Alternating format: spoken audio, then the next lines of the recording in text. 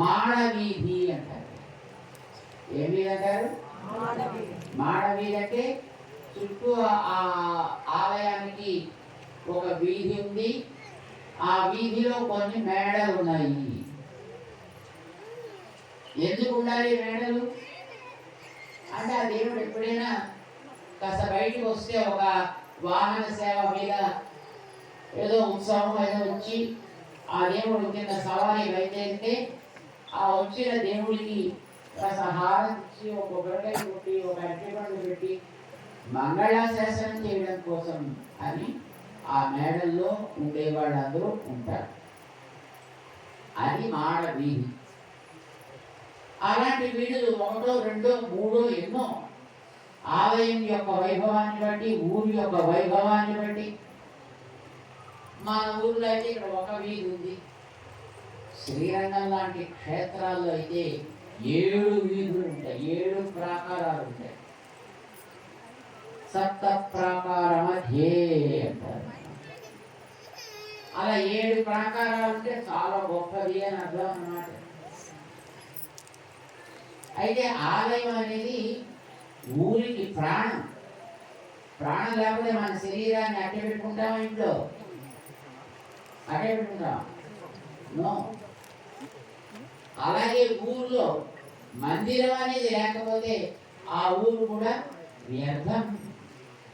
అలాంటి ఊళ్ళో జీవించడం కూడా వ్యర్థము. మందిరాలు ఉండాలి అని మన పూర్వులు భావించేవారు. అందుకోసమే ఆలయాన్ని ప్రధానం చేసి గ్రామాలు, పల్లెలు, పట్టణాలు, నగరాలు, మహానగరాలు కూడా అలాగే నిర్మాణం చేసేవారు. ఆలయం బాగుండాలి. ఆలయం ఎందుకు బాగుండాలి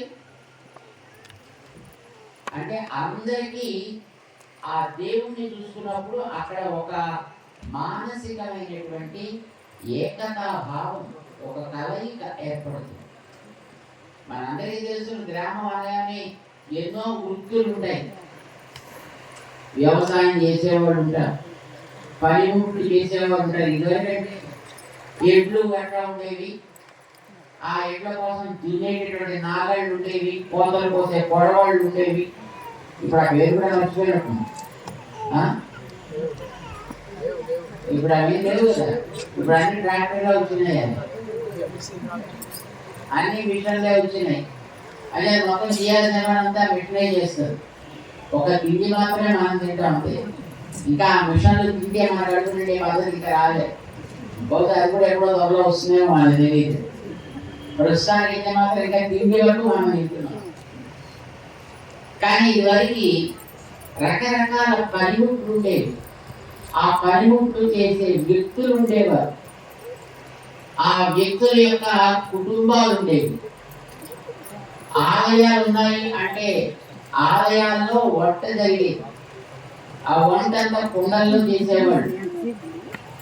ఇప్పటిలాగా స్టవ్లు పెట్టి చేసేవాడు కాదు, కుండల్లో ఉండేవారు.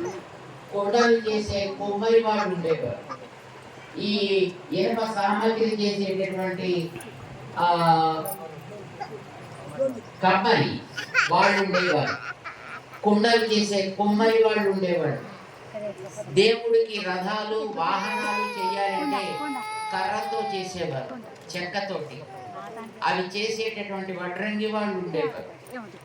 మరి దేవుడికి అలంకారాలు అవి చేయాలంటే మంచి ఆభరణాలు చేయాలి. దానికోసమని ఆభరణాలు చేసేవాళ్ళని ఏమంటారు? కంసారి వాళ్ళు ఉండేవారు. దేవుడికి బట్టలు నెయ్యాలి. ఆ బట్టలు నెయ్యాలి అంటే పద్మశాలి ఉండేవారు, సాలేవాళ్ళు. మరి అవన్నీ కుట్టాలంటే దర్జీ వాళ్ళు ఉండేవారు. అసలు ఇప్పుడు అన్నీ మర్చిపోయాం. ఇప్పుడంతా మనంతా ఫారినర్సం కదా. మనంతా ఇప్పుడు మనం అసలు ఈ దేశం వాళ్ళమే కానీ పొరపాటుని దేశంలో బతుకుతున్నాం తప్ప మనమంతా ఫారిన్ వాళ్ళం. ఇప్పుడు మనం ఇంగ్లీషే మాట్లాడతాం, పిల్లలు ఇంగ్లీషే మాట్లాడాలి. వాడు వచ్చినా రాకపోయినా, మనకు అర్థమైనా కాకపోయినా